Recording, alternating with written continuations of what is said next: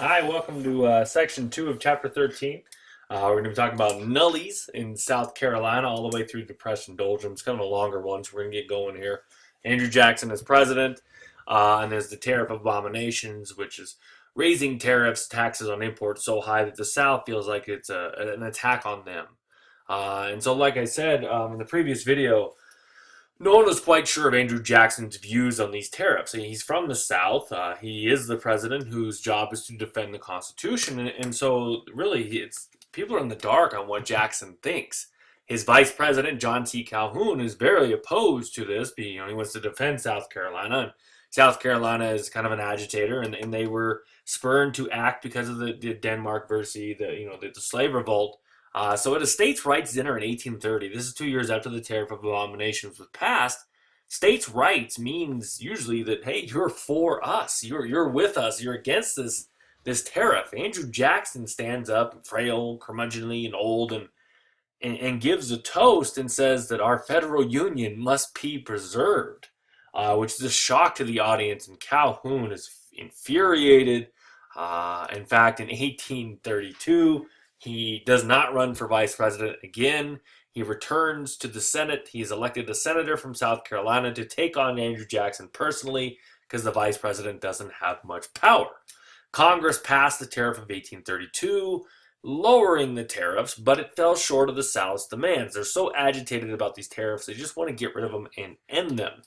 The state legislature of South Carolina called for the Columbia Convention, in which the delegates of the convention called for the tariff to be voided in South Carolina, going back to the Kentucky and Virginia resolutions that Madison and Jefferson had proposed in the 1790s in response to the Alien and Sedition Acts, that basically a state, because they existed before the Constitution, could cancel or nullify a law and just choose not to follow it. This has the slippery slope of basically ending the federal government, ending our national country, because if each state can pick and choose what laws they want to follow, then what's the point of having a national government? Then we have, as you know, today we'd have 50 separate countries or states together working together, and so they're talking about nullification. The convention threatened to secede if the federal government attempted to collect custom duties by force. And I realize there's a typo there, I apologize.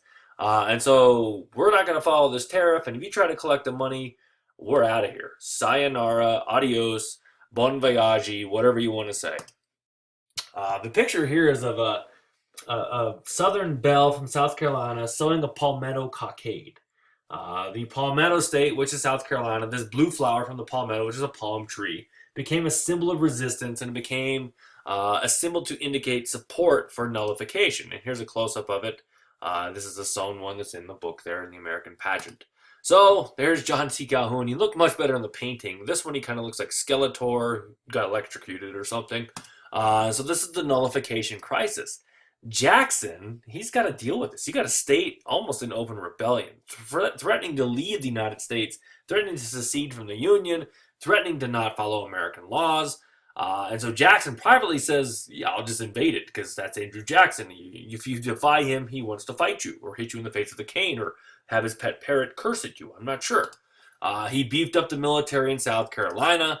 Henry Clay, the great compromiser from Kentucky, introduced the compromise tariff of 1833 to try to get everyone to just calm down. It's just a tax on imports. Let's not go to war over this. Let's not split up the country. It's not that big of a deal. It gradually reduced the tariffs of 1832. The compromise was supported by South Carolina, but not much in the other southern states. It did quell some of the anger in South Carolina.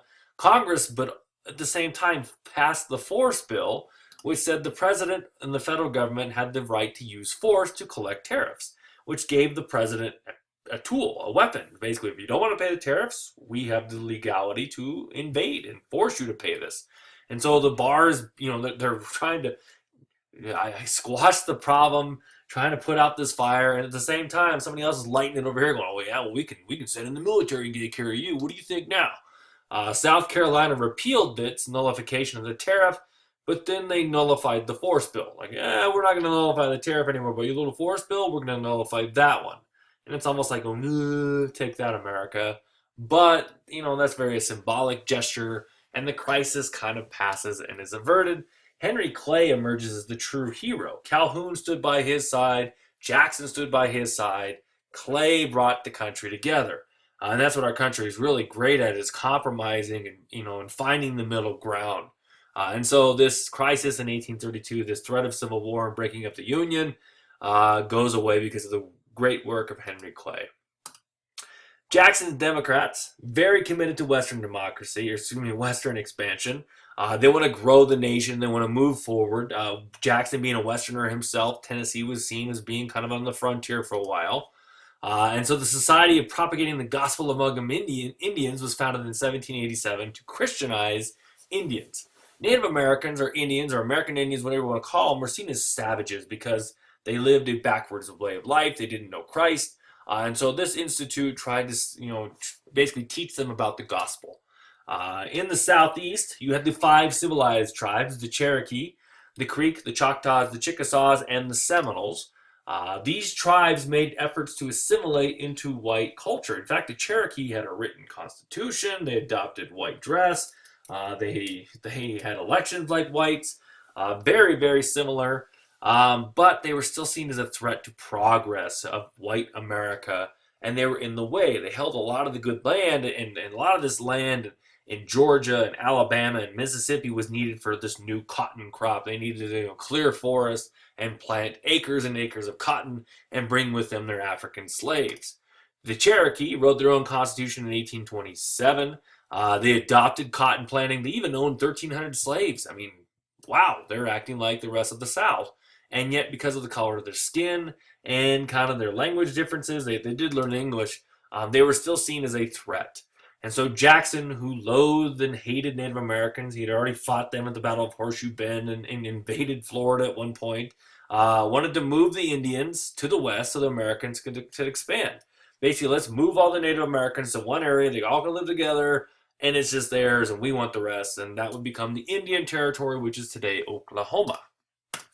So despite 3 Supreme Court rulings that consistently favored the Native Americans' land rights, Congress and President Jackson passed the Indian Removal Act in 1830.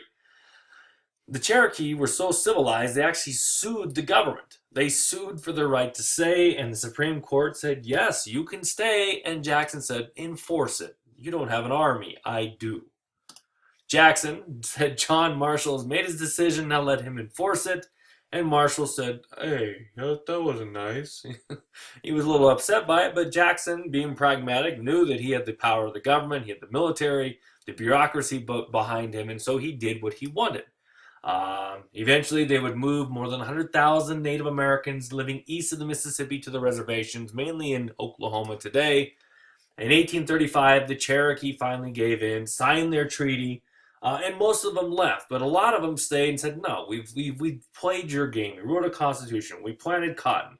We bought slaves. We sued the government. We won 3 court decisions. We're not leaving. 17,000 of them refused to honor this treaty.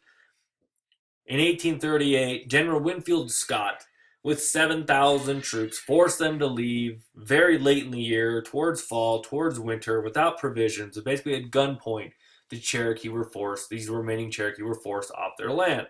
It's important to note, Jackson gets the credit for this because he started the ball rolling, but it's President Van Buren who's in power when this happens. This is known as the very tragic and very well written about Trail of Tears. During this brutal march through terrible weather, 4,000 died. 4,000 perished in this march, which is known as the Trail of Tears. Thousands died on this Trail of Tears, not just including this, but other Native Americans having to move out to the west. There's a very famous painting of the Trail of Tears. It's been around for a long time. A lot of people have seen it. And this is one of the terrible things that Andrew Jackson did, and why historians say, yeah, he's a really bad president. On the other hand, here's some of the 5 civilized tribes that were moved. You can see the Cherokee moved out of mainly Tennessee, Alabama, and Georgia. The Chickasaw in Mississippi, Choctaw out of there. The only tribe that successfully withstood removal was the Seminoles. Many of them did leave on their own, but the Seminoles, the American government, the army tried to invade, but because of the swamps and the Everglades, the Seminoles were allowed to stay. And they're the only tribe to successfully remove to successfully fight off removal in American history. At the same time, the Black Hawk natives, led by Sauk, and the Fox led to fight against the relocation in Illinois. So you have the Black Hawk War of 1832. You have Native Americans rising up. The Indians were defeated by the state militia and regular troops. It is during this that Abraham Lincoln got his only service in the military. He was elected as a leader of the military, and he kind of liked that idea of, hey, getting elected is kind of fun. I should probably go into politics someday. In this, it's kind of ironic, Lieutenant Jefferson Davis, who was a regular commander in the Army, served with Captain Abraham Lincoln of the militia. And so, kind of interesting there, you got Jefferson Davis, Abe Lincoln working together, trying to defeat Native Americans. Those two might come together here in about, 30 years, 29 years there or so. The Seminoles in Florida retreated to the Everglades. Chief Osceola led them, but he was eventually captured in 1837. This is Chief Osceola in the picture. In 1835, before that happened, they were joined forces with runaway slaves, and they used guerrilla tactics. That they hit and run, they did sabotage, they did ambushes, and they would just go hide in the swamps. The Dade Massacre, they surrounded the American army, and they slaughtered nearly 100 men. Miami is located in Dade County today in Florida, and so it is named after that. And by 1842, 1,500 Americans were killed in these Seminole Wars, to the point that the Americans allowed the Seminoles to stay. If you want to stay in your swamps, you can do that. You can have Florida. The Seminoles still live there. Florida State University has their mascot. They work closely with the Seminole tribe to make sure the logos, the costumes, and everything is depicted in a correct and respectful manner. 4/5 of them, though, did leave for Oklahoma. 1/5 stayed. Like I said, the only tribe in American history to win. In all, during this era, Native Americans gave up, sadly, 100 million acres. They were paid $68 million, and in return, they got 32 million acres back. Most Americans agree that the natives were just pushed out of the way. They were slaughtered. They were disrespected over all of their land, and they didn't get enough in return. They were forced to live in Oklahoma, where they had to adopt the Plains Indians' ways of life. These were people living in forests, used to hunting and fishing for a living, and now they have to adopt living on the Great Plains. They also have to deal with other Native Americans that are already living there, which led to more conflict with the natives. Now, that's the bad of Jackson. Here's what some people will consider the good. The Bank of the United States. Andrew Jackson despised it. He thought it was a monopoly. He did not like it. He didn't trust big banks. He didn't trust big bankers. And so he preferred small state banks, very in the vein of Thomas Jefferson. The Bank of the United States was actually a private institution. It's not ran by the government. The bank minted gold and silver coins, and they didn't release enough. They didn't allow enough growth. There wasn't enough money in the frontier. And so many frontiersmen, many commoners, farmers despised the Bank of the United States. The bank director, Nicholas Biddle, who's the president, held immense power over the nation's financial affairs, and he wasn't elected. This was his bank, and Jackson despised that this one man had so much power over the country, and nobody picked him. At least Jackson was elected. He should have been elected twice in his mind, 3 times when he had his re-election. And so the bank war erupted in 1832 when Daniel Webster and Henry Clay presented Congress with a bill to renew the bank's charter early. They got together with Biddle and came up with this devious plan that basically, if they proposed the bank early, it had 4 years left in its charter. They thought that they had a win-win situation. Andrew Jackson would be painted into a corner, and he had no choice to hurt himself. If he signed the bill, the bank is granted another 20 years, and it goes on. Biddle's precious bank makes more money, and Jackson has to live with the Bank of the United States. On the other hand, and which they think is going to happen, if Jackson vetoes the bill, kills it, the bill to renew it, then the people would be so upset with Andrew Jackson they would vote him out of power. And so this is their plan, and so they work it, they get it done. They want to make sure that, that it's an issue in 1832 of the election. If Jackson vetoes it, they think he's going to lose the national election. If not, the bank continues, and the Western allies are going to be mad at him, and so maybe he'll lose the election anyway. So Jackson, being Jackson, just vetoed it. Didn't even consider it. He's like, hey, it's dead. Cool. He called the bank unconstitutional, and then the election rolls around. And the veto showed that Jackson felt the executive branch should have more power than the judicial branch because they had the power to act. And so we fast forward to this is a political cartoon of Jackson taking on the multi-headed bank, saving the Americans from this terrible, terrible thing that's going on. Here's another one where pro-bankmen Henry Clay, Daniel Webster, and John C. Calhoun consult the grave illness that is causing the mother bank to cough up her deposits. They're trying to figure out what's going on with it. And so in 1832, you have Jackson, the Jacksonian Democrats. His running mate is from New York, Martin Van Buren. And they are running against Henry Clay, the guy behind the whole national bank thing. Him and Nicholas Biddle, he's the national Republican. He had substantial financial support from Biddle and big money and all the banks. And so they thought, oh, well, Jackson, you vetoed it. Get ready to pay the consequences. You also got this guy named William Wirt running on the anti-Masonic Party, which Jackson's actually a Mason. And you have John Floyd running as an independent Democrat who's a nullifier. It's the first election to actually have nominating conventions. Jackson wins pretty easily. In 1832, the people loved him. They felt like he stood up for them. And King Andrew I, as they political cartoons called him, ruled over all of this. And it backfired. Henry Clay wasn't elected, and Nicholas Biddle did not get the charter of his bank renewed. Here's the electoral map. You can see Clay won his home state. The yellow went to Jackson. South Carolina, of course, voted for a nullifier. And Vermont, being Vermont and being quirky and weird, voted for William Wirt, the anti-Masonic. Here's Jackson taking on the bank. Jackson, not being content with that, decides to kill the bank himself. Let's kill it early. And so that's his next goal. You try to take me down, Nicholas Biddle. You try to take me out. You try to take me out of office. Now I'm going to take away your bank. He removed all federal deposits and put them into smaller pet banks or small banks, which basically caused the Bank of the United States to die, which caused an economic depression. There was a financial vacuum in the United States' economy. These smaller wildcat banks in the West had begun to issue their own currency. This currency was very vulnerable to the whims of whatever's going on and whatever value the bank put it on there. And so this wildcat currency, because these pet banks, was so unreliable that Jackson had to issue a specie circular that basically all public lands had to be purchased with metallic money. No more paper money. And this drastic step contributed to a huge financial panic of 1837. And so, yeah, you did a good job. You saved the people from the bank and you killed the bank. And then basically the new banks, you put your money and lost the money because they were gambling with it and you hurt the economy. Irony is Andrew Jackson being on a central note of the bank, the Federal Reserve, and the $20 bill, which he's probably going away from that soon. Here's a video on Andrew Jackson. So you get the birth of the Whigs. The Whigs were formed to counter King Andrew I by Henry Clay, Daniel Webster, John C. Calhoun. It is ironic that the Whig Party was founded by a guy that probably needed a wig. Look at Henry Clay's hair, that poor man. He was a young, strapping young lad, and when he got older, he didn't look so good. They had little in common except they all hated Andrew Jackson. The Whigs were conservatives who supported government programs. They supported reforms. They supported public schools. They called for internal improvements like canals and railroads and telegraph lines and better roads and all that.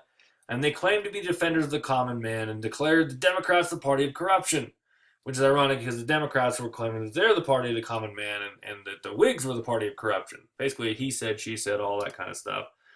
They also absorbed the anti-Masonic Party, which gives the election of 1836. Martin Van Buren was Andrew Jackson's choice for successor in 1836. Jackson has frail health. He serves 2 terms. He's going back to Tennessee. He wins the election very easily. He defeats the Whig Party. General William Henry Harrison was one of the Whigs' many presidential nominees. They couldn't pick just one. They're like, what about this guy? And that guy, and this guy, and that guy, and that guy. Whoa, we lost. We should probably get a little more organized next time. The Whigs did not win because they could not unite behind a single candidate. They had too many regional differences. Slavery is kind of a little bit of an issue with the Whigs. And they hoped to throw the election to the House because of no majority. Basically, if we have so many people running, we're going to have votes everywhere, no majority, let's go to the House, we'll do the corrupt bargainer thing again. Nope, and Martin Van Buren becomes our 8th president. First president born in the United States of America. He was the first president born after 1776 when our country was founded. Here's the electoral map, very colorful compared to most, but he still won 58% of the electoral map. And so Martin Van Buren is our 8th president, which the Van Buren gang of Seinfeld, he held up the gang sign on number 8. You probably are too young to even remember this, but it's a great episode of Seinfeld. And so there's big woes for the little magician. Though he's smart, Kinderhook, okay. That's where we get, some people think where we get the term okay. If you're down with Martin Van Buren, you were okay. And actually, it comes from a newspaper article making fun of the lack of spelling and grammatical correctness, and so they said everything was all correct, and they spelled it okay. He lacked charisma, he lacked forcefulness, he's Dutch. He didn't have widespread support from the Democrats. Jackson forced his nomination, like, you should pick him, because I'm Andrew Jackson, and I'll hit you with a cane.